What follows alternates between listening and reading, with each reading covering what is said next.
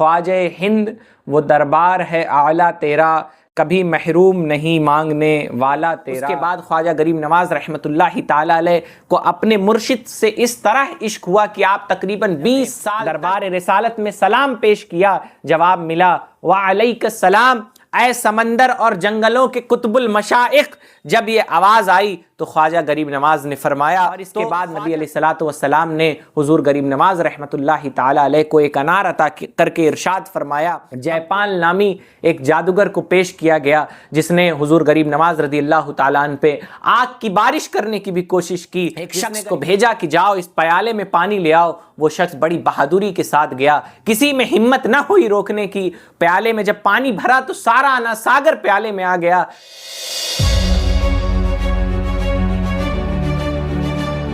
بسم اللہ الرحمن الرحیم والصلاة والسلام علی رسولہ الکریم وعلی آلہ واصحابہ اجمعین۔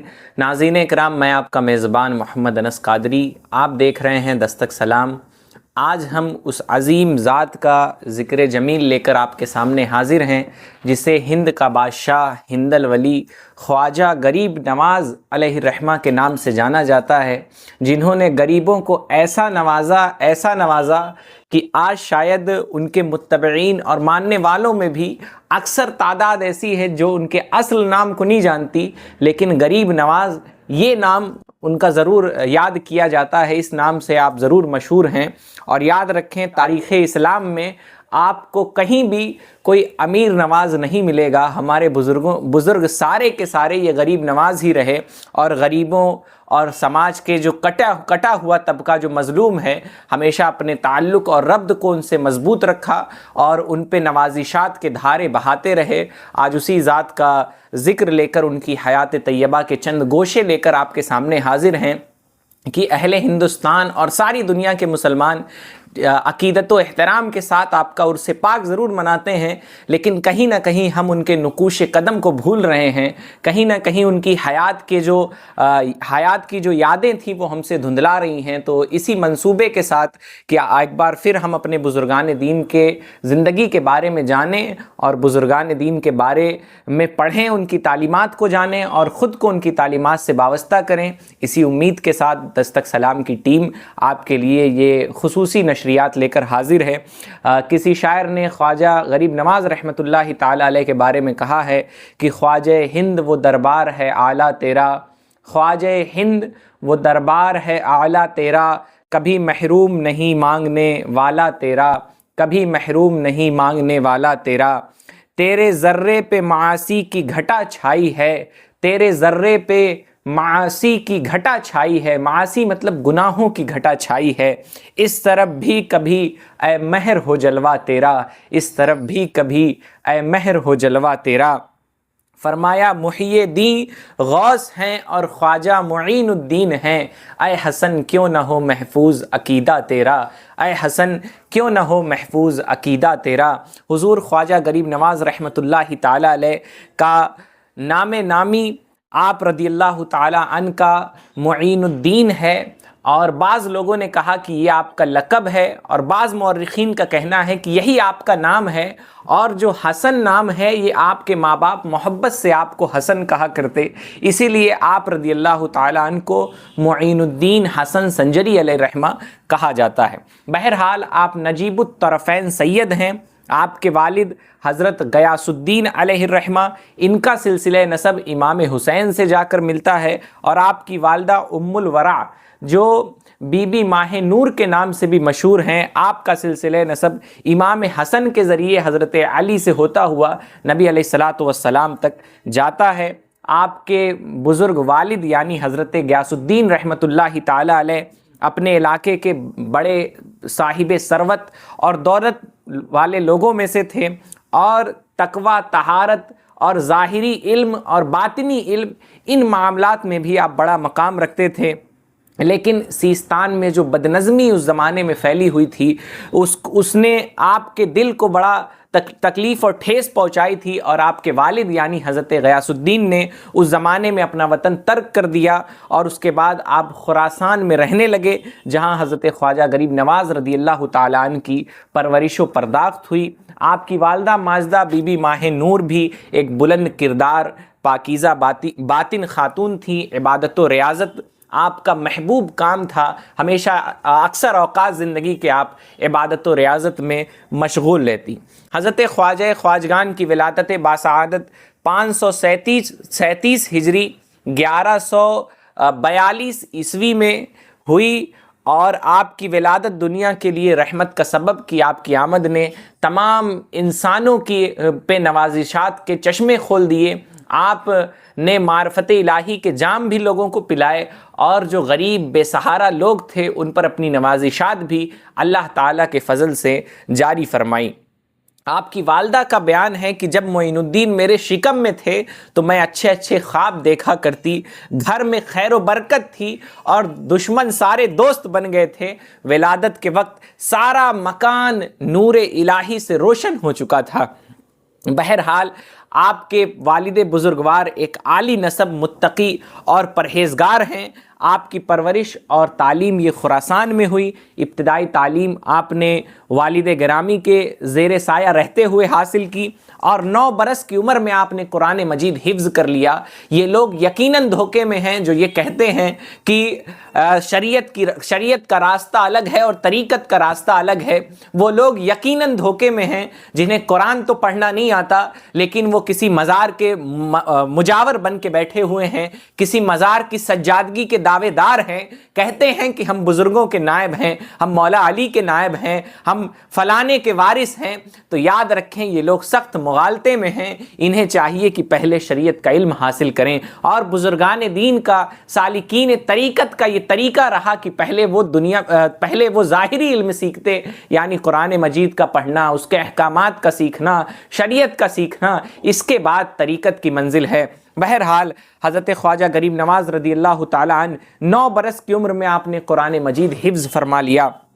پھر اس کے بعد آپ کا داخلہ ایک مدرسے میں بھی کرایا گیا جہاں تفسیر، حدیث اور فقہ کی تعلیم پائی۔ اللہ تعالیٰ نے آپ کو بڑی مضبوط قوت حافظہ عطا فرمائی تھی، جس کی بنیاد پر آپ نے تھوڑے سے وقت میں کثیر علم حاصل کیا۔ تو یاد رکھیں، پھر یہاں کہنا چاہوں گا کہ یہ کہنا کہ خانقاہوں کا، اہل تصوف کا مدارس سے کوئی تعلق نہیں ہے، یہ غلط ہے، غلط ہے، غلط ہے۔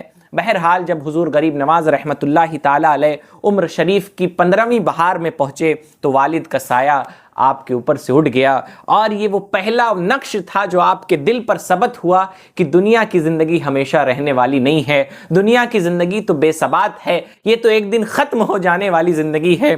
بہرحال آپ والد بزرگوار کے غری کے رحمت ہونے سے آپ کو بڑا شدید صدمہ لگا، اور آپ اپنے والد سے آپ کو ترکے میں جو چیزیں ملی اس میں ایک پنچکی اور ایک باغ تھا، جس میں آپ خود ہی سچائی کرتے، خود ہی آپ پاشی کرتے، پودوں کو پانی دیتے، اور اسی کو آپ نے اپنا ذریعہ معاش بنایا تھا۔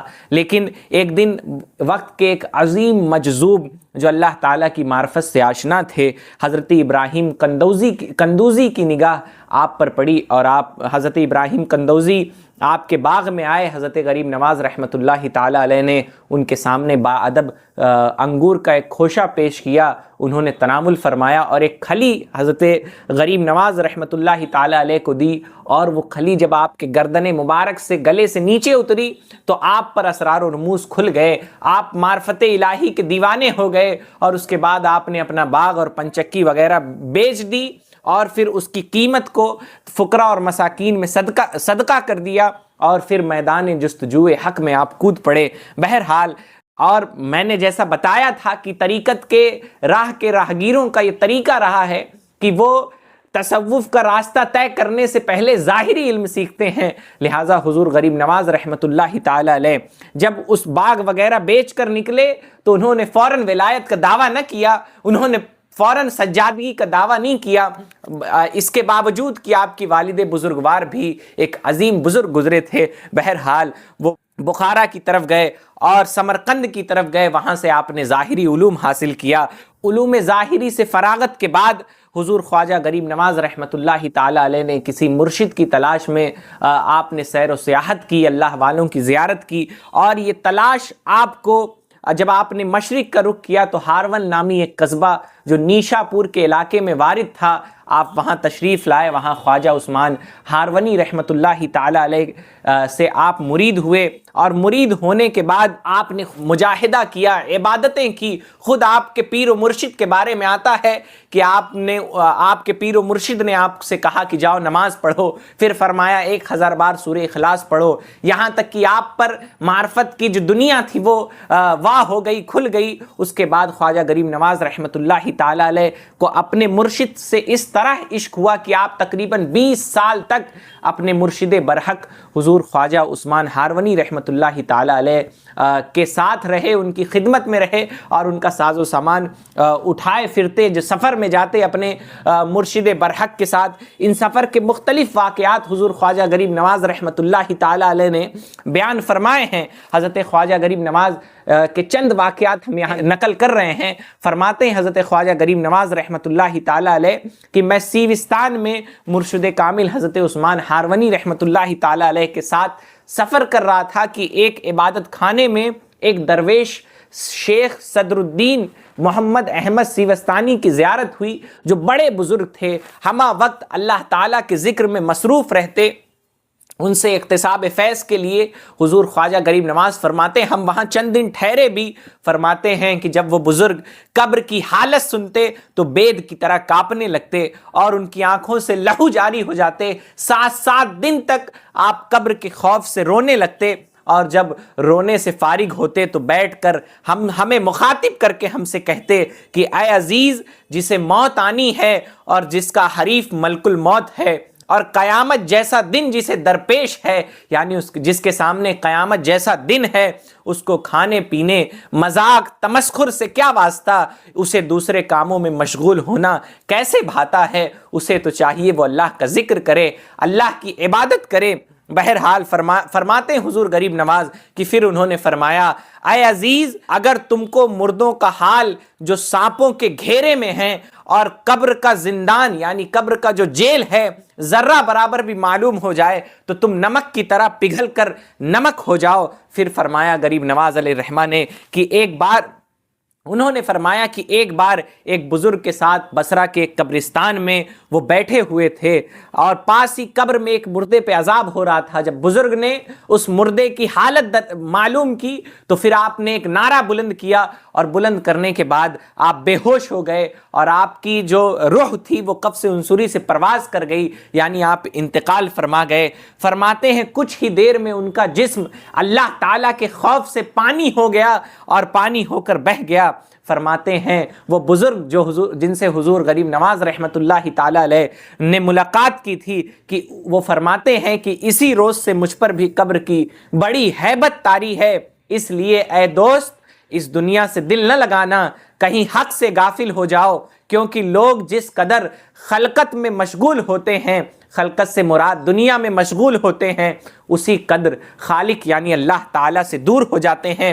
پس جا کر آخرت کی تیاری کرو، کیونکہ ہم سب کو ایک دن پیش آنے والا ہے، ممکن ہے کہ ہم ایمان سلامت لے جائیں۔ یہ کہہ کر فرماتے ہیں کہ انہوں نے 2 کھجوریں جو ان کے پاس تھیں حضور غریب نواز علیہ الرحمہ کو دی، اور خود اٹھ کر رونے میں مشغول ہو گئے، اور فرمایا کہ عالم تحیر میں محو ہو گئے۔ اس کے علاوہ بھی بہت سارے واقعات ہیں جو حضور غریب نواز رحمۃ اللہ تعالی علیہ نے اپنے مرشد کے ساتھ سفر کے بیان کیے ہیں، جسے معتبر علماء اہل سنت کی کتب سیر میں، سیرت کی کتابوں میں پڑھا جا سکتا ہے۔ بہرحال بالآخر حضور غریب نواز رحمۃ اللہ تعالی علیہ حرمین شریفین کے سفر پہ پہنچتے ہیں۔ حضور خواجہ عثمان ہارونی نے کعبۃ اللہ میں میزاب رحمت کے نیچے اپنے چہیتے مرید حضرت غریب نواز رحمۃ اللہ تعالی علیہ کے لیے دعا کی، اور ان کا ہاتھ پکڑ کر سپرد بخدا کیا، یعنی اللہ تعالیٰ کے سپرد کیا۔ غیب سے آواز آئی کہ ہم نے معین الدین کو قبول کر لیا۔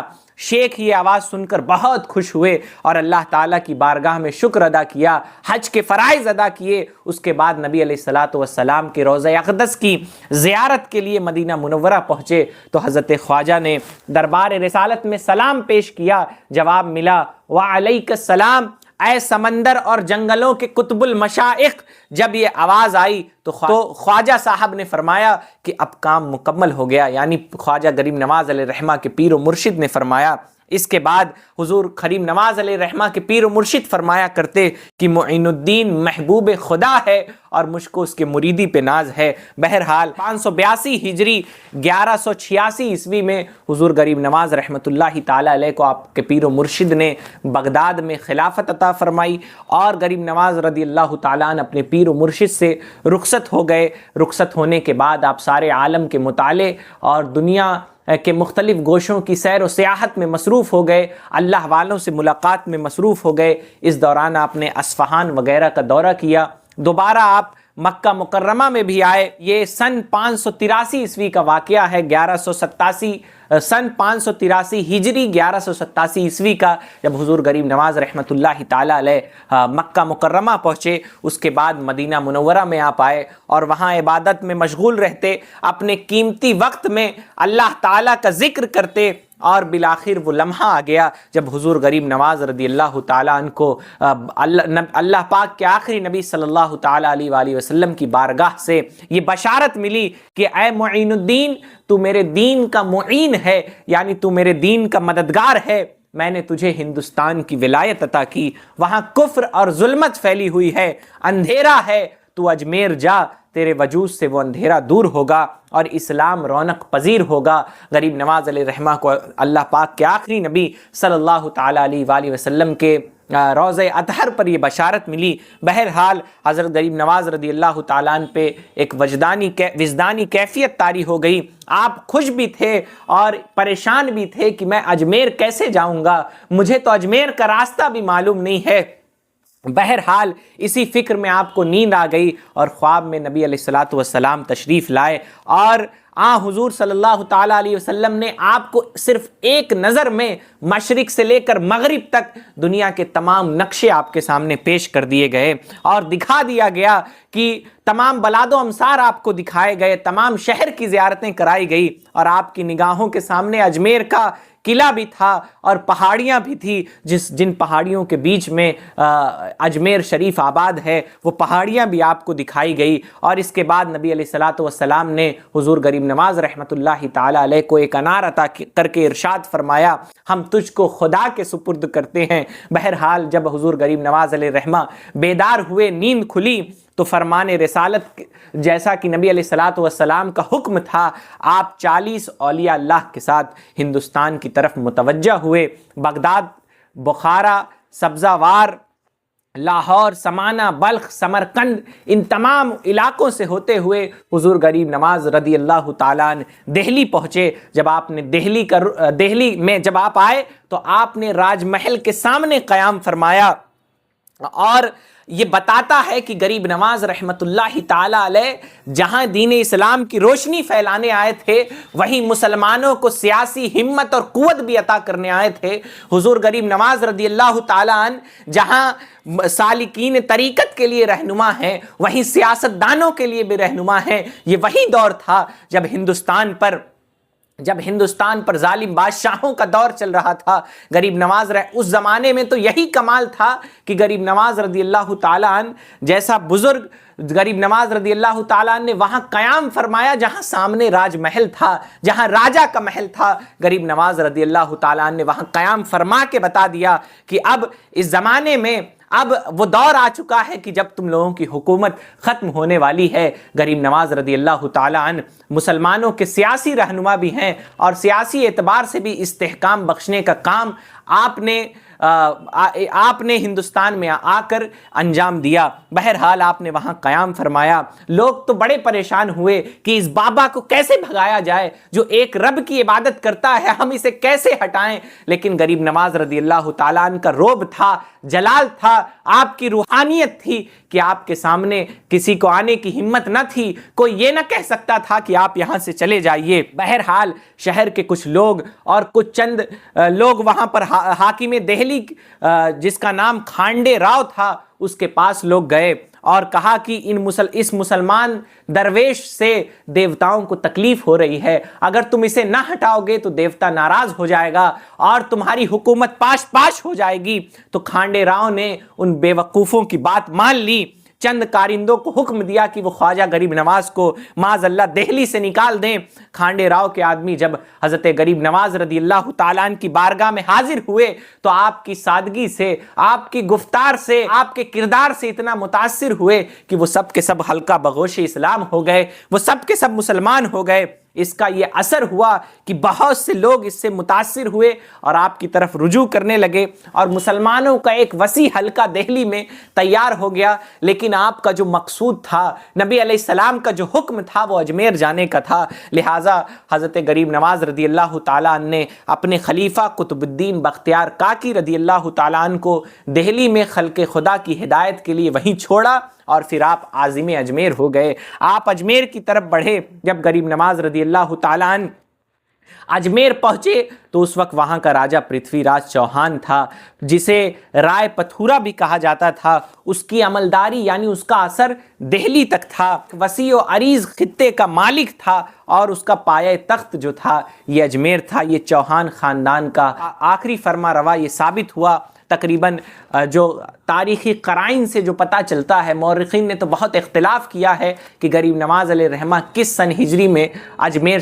تشریف لائے، لیکن تاریخی قرائن سے جو صحیح روایت زیادہ اصح معلوم ہوتی ہے وہ 587 یعنی 587 ہجری معلوم ہوتی ہے، اور عیسوی کے اعتبار سے 1191 عیسوی کا معاملہ ہے جب حضور غریب نواز رضی اللہ تعالیٰ عنہ کا ورود مسعود ہندوستان کی سرزمین اجمیر میں ہوا۔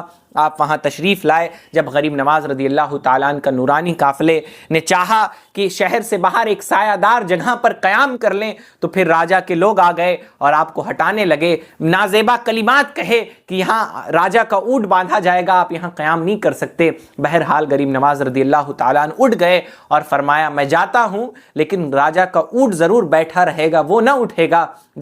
جب راجہ کے اونٹ کو اٹھانے کا وقت آیا، صبح ہوئی، تو جو شتردان تھے، جو اونٹوں کو سنبھالنے والے لوگ تھے، وہ لوگ پریشان ہوئے، اونٹ اٹھتا ہی نہیں۔ مشورہ کیا کہ شاید اس درویش کی بد دعا ہمیں لگی ہے۔ پھر خواجہ صاحب کی بارگاہ میں حاضر ہوئے، معافی طلب کی، اور اس کے بعد خواجہ غریب نواز رضی اللہ تعالیٰ عنہ نے فرمایا جاؤ، اللہ کی طرف سے حکم ہو چکا ہے، تمہارے اونٹ اٹھ جائیں گے۔ جب وہ واپس آئے تو حیران رہ گئے کہ وہ اونٹ کھڑے تھے۔ بہرحال اس کے بعد جب لوگ کسی بھی طرح سے آپ کے سامنے ٹک نہ سکے، آپ کوئی جادوگر نہ تھے، آپ تو روحانیت کے بادشاہ تھے، آپ نے کوئی جادو نہ سیکھا تھا، آپ تو اللہ تعالیٰ کے فضل سے اللہ کے محبوب بندے تھے۔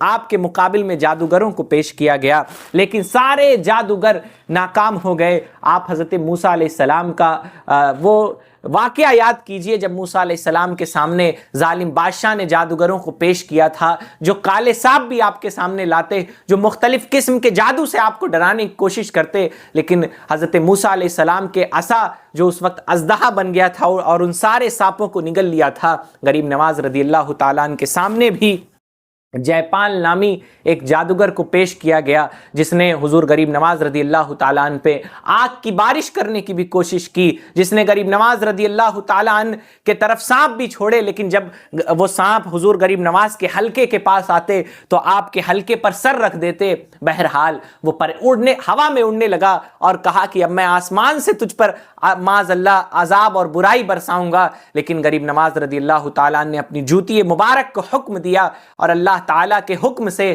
غریب نواز رضی اللہ تعالیٰ عنہ کا کہنا تھا کہ وہ جوتی جے پال کو مارتے مارتے نیچے لے آئی، اور پھر وہ جے پال جادوگر مسلمان ہو گیا، حلقہ بغوش اسلام ہو گیا۔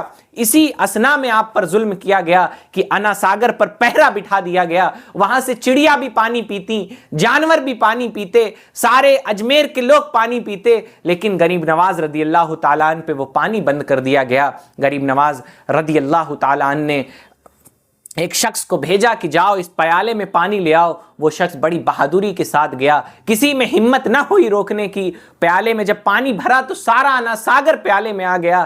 لوگ بہت دنوں تک پریشان رہے۔ پھر بہرحال کچھ لوگ آئے غریب نواز علیہ رحمہ کی بارگاہ میں اور آپ سے عرض کی کہ ساری خلقت پریشان ہے، مخلوق پریشان ہے۔ غریب نواز علیہ رحمہ نے حکم دیا جس جگہ سے پانی بھرا تھا اسی جگہ جاؤ، یہ پیالہ الٹ دو۔ پیالہ الٹنا تھا کہ سارا انا ساگر لبالب ہو گیا۔ لوگ آپ کی یہ کرامت دیکھ کر بڑے متاثر ہوئے، آپ کی طرف رجوع کیا اور اس کے بعد کثرت کے ساتھ لوگ دامن اسلام میں داخل ہونے لگے۔ راجہ پرتھوی راج کو بھی حضور غریب نواز رضی اللہ تعالیٰ عنہ نے دین کی دعوت دی، لیکن اس نے دین اسلام کے دامن میں وہ داخل نہیں ہوا۔ وہ دین اسلام کہ اس کو نجات کا یہ راستہ اس کی قسمت میں نہ رہا۔ بہرحال غریب نواز رضی اللہ تعالیٰ عنہ اجمیر شریف تشریف لانے کے بعد آپ نے سیر و سیاحت کو تو ترک کر دیا تھا، یعنی سیر کرنا اور مختلف بلاد و امصار کے دورے کرنا اس کو ترک کر دیا تھا، لیکن آپ نے دہلی کا سفر ایک بار یا دو بار اجمیر شریف کے قیام کے بعد بھی آپ نے دہلی کا سفر کیا۔ ساری زندگی مخلوق کی خدمت اس معنی میں بھی کرتے رہے کہ ان کی روحانی طور پر، اعتقادی طور پر ان کی اصلاح فرماتے رہے۔ جو غلط عقیدے پہ تھے ان کو صحیح عقیدہ سکھاتے رہے۔ اور یاد رکھیں، روٹی، مکان، روپیہ، پیسہ یہ تو مادی چیزیں ہیں، اگر کسی کے پاس نہ بھی ہوں تو وہ زندہ رہ سکتا ہے، لیکن جس کا عقیدہ خراب ہو جائے پھر وہ بھلی بھاتی جاننے والے انسان بھی، وہ اچھی خاصی عقل رکھنے والا انسان بھی دنیا کی ہر شے کے سامنے اپنی پیشانی کو رسوا کر دیتا ہے، اپنی پیشانی کو ٹیک دیتا ہے۔ غریب نواز رضی اللہ تعالیٰ نے لوگوں کی فکری اصلاح فرمائی، اعتقادی اصلاح فرمائی۔ آپ ہمیشہ عبادت میں مصروف رہتے۔ حضرت غریب نواز رضی اللہ تعالیٰ عنہ نے ہند کی سرزمین پر دعوت حق و تبلیغ کا یہ فریضہ تقریباً 45 سال تک، 45 ایئرز تک آپ نے انجام دیا۔ آپ نے اپنی مساعی جمیلہ سے، اپنی بہترین کوششوں سے بہت سارے لوگ دامن اسلام میں داخل ہوئے، اور نبی علیہ السلام کے فرمان کے مطابق آپ دین اسلام کے مددگار ثابت ہوئے، اور آپ ہی کی ذات وسیلہ بنی کہ ہندوستان میں دین اسلام کا پودا دوبارہ ہرا بھرا ہوا۔ بہرحال حضرت قطب الدین بختیار کاکی فرماتے ہیں کہ جب غریب نواز رضی اللہ تعالیٰ عنہ کا وصال کا وقت قریب آیا تو یاد رکھیں، موت ہمارے لیے عذاب ہو سکتی ہے لیکن اللہ والوں کے لیے تو ایک نعمت ہے۔ حضور غریب نواز کے بارے میں حضرت قطب الدین بختیار کاکی علیہ رحمہ فرماتے ہیں کہ جمعرات کا دن تھا اور یہی ہماری آخری صحبت تھی۔ اجمیر کے جامع مسجد میں مجھے قدم بوسی کا شرف حاصل ہوا۔ اہل اللہ، معززین اور عقیدت مند سبھی موجود تھے۔ ملک الموت پر بات چل رہی تھی۔ غریب نواز علیہ رحمہ نے فرمایا کہ ملک الموت کے بغیر دنیا کی کیا قیمت؟ لوگوں نے کہا آپ ایسا کیوں کہہ رہے ہیں؟ لوگوں نے دریافت کیا ایسا کیسے ہو سکتا ہے؟ ارشاد فرمایا حدیث مبارک ہے، موت ایک پل ہے جو دوست کو دوست سے ملاتا ہے۔ تو بتاؤ کیا موت ایک اللہ کے بندے کے لیے، ایک اللہ کے غلام کے لیے ایک نعمت نہیں ہے؟ گویا حضور غریب نواز رضی اللہ تعالیٰ عنہ یہ فرما رہے تھے۔ اسی موقع پر آپ نے یہ بھی ارشاد فرمایا کہ دوستی کے حق کے معنی یہ ہیں کہ اسے دل سے یاد کیا جائے، یعنی جو اہل اللہ ہیں، اولیاء اللہ ہیں، اگر آپ اللہ کے نیک بندے بننا چاہتے ہیں تو اللہ تعالیٰ کو دل سے یاد کریں۔ فرمایا اس نے دل پیدا کیے ہیں، لہٰذا دل کے گرد طواف کیا جائے، کیونکہ محبت الہی کا دستور یہی ہے کہ اللہ رب العزت اپنے بندے سے مخاطب ہو کر فرماتا ہے کہ جس وقت میرا ذکر تجھ پر غالب ہو جاتا ہے، یعنی تو میرے ذکر میں ڈوب جاتا ہے تو میں تیرا عاشق ہو جاتا ہوں۔ اور عشق سے مراد محبت ہے، یعنی جب بندہ ذکر الہی میں ڈوب جاتا ہے تو اللہ تعالیٰ اسے اپنا محبوب بنا لیتا ہے۔ فرماتے ہیں اسی نشست میں خواجہ صاحب نے فرمایا کہ اللہ والے آفتاب کی طرح ہیں، ان کا نور تمام کائنات پہ نظر رکھتا ہے اور انہی کی روشنی سے ہستی کا ذرہ ذرہ جگمگاتا رہا ہے۔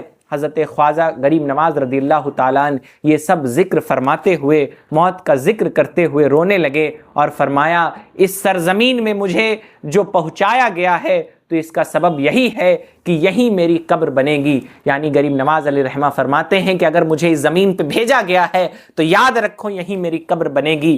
چند روز اور باقی ہیں، پھر آخرت کا سفر درپیش ہے۔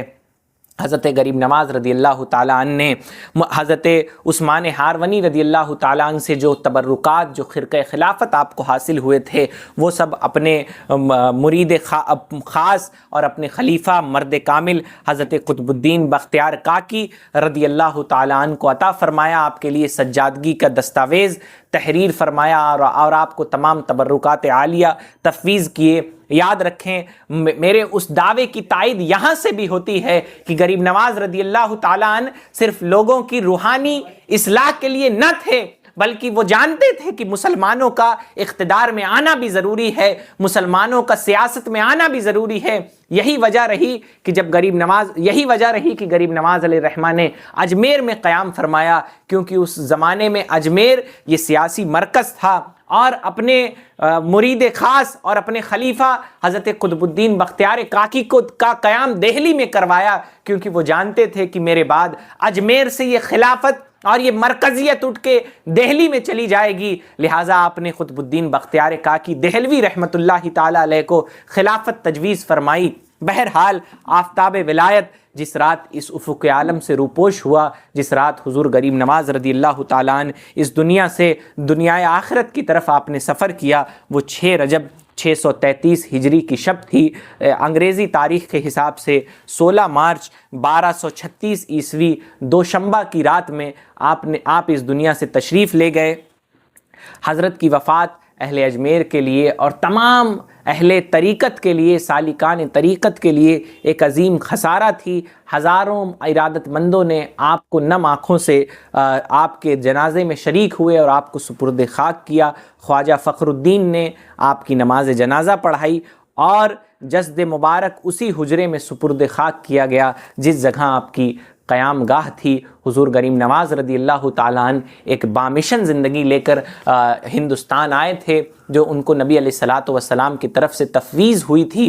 حضور غریب نواز رضی اللہ تعالیٰ عنہ اسلام کے پودے کو طاقتور اور توانا بنانے آئے تھے، مسلمانوں کو مزید قوت عطا کرنے آئے تھے۔ آج ضرورت ہے کہ حضور غریب نواز رضی اللہ تعالیٰ عنہ کے مشن کو پہچانا جائے، ان کے مشن پہ عمل کیا جائے۔ یہ ایک ایسی عظیم ہستی ہیں، انہیں صرف چادر گاگر میلہ ٹھیلا تک محدود کر دینا یہ ہماری کمظرفی کا اعلیٰ ثبوت ہے۔ یقیناً عرس منائے جا سکتے ہیں، لیکن وہ عرس کیسا جہاں آنے والے لوگ حضور غریب نواز کا ذکر نہ کرتے ہوں، جہاں آنے والے لوگ حضور غریب نواز کا اصل نام نہ جانتے ہوں۔ وہ عقیدت مند کیسا جو حضور غریب نواز کے مشن سے ناآشنا ہو، وہ عقیدت مند کیسا جو حضور غریب نواز رضی اللہ تعالیٰ عنہ کی تعلیمات سے ناآشنا ہو، ان کی زندگی سے ناآشنا ہو۔ یقیناً عقیدت مندی کے نعرے لگانے سے کچھ نہیں ہوتا جب تک ہم حقیقی معنی میں حضور غریب نواز رضی اللہ تعالیٰ عنہ کے دیے ہوئے مشن پر گامزن نہیں ہوتے۔ کسی شاعر نے کہا ہے، بڑے بد نصیب وہ جو قرار تک نہ پہنچے، بڑے بد نصیب وہ جو قرار تک نہ پہنچے، درے یار تک تو پہنچے دل یار تک نہ پہنچے، درے یار تک تو پہنچے دل یار تک نہ پہنچے۔ اللہ تعالیٰ کی بارگاہ میں دعا کروں گا کہ مولا کریم اپنے پیارے نبی صلی اللہ تعالیٰ علیہ وآلہ وسلم اور بزرگان دین بالخصوص حضور غریب نواز رضی اللہ تعالیٰ عنہ کے صدقے ہمیں دین اسلام پڑھنے، سمجھنے، اس پہ عمل کرنے کی توفیق عطا فرمائیں۔ بزرگان دین کے حیات طیبہ اور تعلیمات سے ہمیں مربوط رہنے کی توفیق عطا فرمائیں، ان کی تعلیمات کے مطابق زندگی گزارنے کی توفیق عطا فرمائیں۔ دوران بیان کوئی خطا غلطی ہوئی ہو تو اسے معاف فرمائیں۔ استغفر اللہ ربی من کل ذنب واتوب الیہ۔ امید ہے کہ سیریز کا یہ ویڈیو اسے بھی آپ اپنی محبتوں سے سراہیں گے۔ ویڈیوز کو لائک ضرور کریں، شیئر کریں، چینل کو سبسکرائب کریں تاکہ یہ ہمارا پیغام دور رساں ہو سکے، مزید لوگوں تک بھی پہنچ سکے۔ محمد انس قادری، دستک سلام، گورکھپور۔